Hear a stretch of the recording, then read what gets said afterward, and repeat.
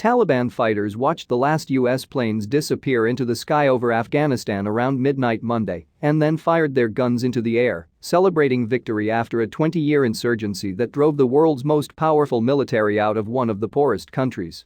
The departure of the U.S. cargo planes marked the end of a massive airlift in which tens of thousands of people fled Afghanistan, fearful of the return of Taliban rule after the militants took over most of the country and rolled into the capital earlier this month.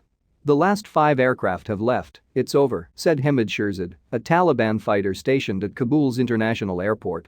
"I cannot express my happiness in words. Our 20 years of sacrifice worked." In Washington, Gen. Frank McKenzie, head of U.S. Central Command, announced the completion of America's longest war and the evacuation effort, saying the last planes took off from Kabul airport at 3:29 p.m. EDT, 1 minute before midnight Monday in Kabul. "We did not get everybody out that we wanted to get out," he said. With its last troops gone, the U.S. ended its 20-year war with the Taliban back in power. Many Afghans remain fearful of their rule or of further instability, and there have been sporadic reports of killings and other abuses in areas under Taliban control despite the group's pledges to restore peace and security. The U.S. and its allies invaded Afghanistan shortly after the September 11, 2001, terror attack on the United States, which al-Qaeda orchestrated while sheltering under Taliban rule. The invasion drove the Taliban from power in a matter of weeks and scattered Osama bin Laden and other top al-Qaeda leaders. The U.S. and its allies launched an ambitious effort to rebuild Afghanistan after decades of war, investing billions of dollars in a Western-style government and security forces. Women, who had been largely confined to their homes under the Taliban's hardline rule, benefited from access to education and came to assume prominent roles in public life. But the Taliban never went away. In the coming years, as the U.S. focused on another troubled war in Iraq and the Afghan government became mired in corruption, the Taliban regrouped in the countryside and in neighboring Pakistan. In recent years, they seized large parts of rural Afghanistan and carried out near-daily assaults on Afghan security forces. Eager to end the war, the Trump administration signed a peace deal with the Taliban in February 2020 that paved the way for the withdrawal.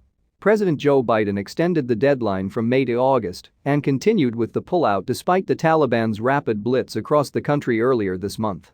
Now the Taliban control all of Afghanistan, except for the mountainous Panjshir province, where a few thousand local fighters and remnants of Afghanistan's collapsed security forces have pledged to resist them.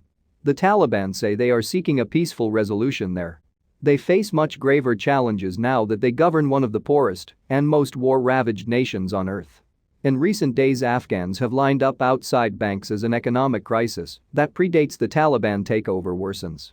A string of attacks by the Islamic State extremist group's local affiliate, including a barrage of rockets fired at the airport Monday, shows the security challenges the Taliban face. On Thursday, an Islamic State suicide attack at an airport gate killed at least 169 Afghans and 13 U.S. service members. The extremist group is far more radical than the Taliban, and the two groups have fought each other before.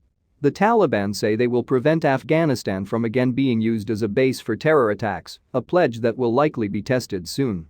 McKenzie said the Taliban were significantly helpful in enabling the airlift but will have difficulty securing Kabul in the coming days, not least because of the threat they face from IS. He said the Taliban had freed his fighters from prisons, swelling their ranks to an estimated 2,000.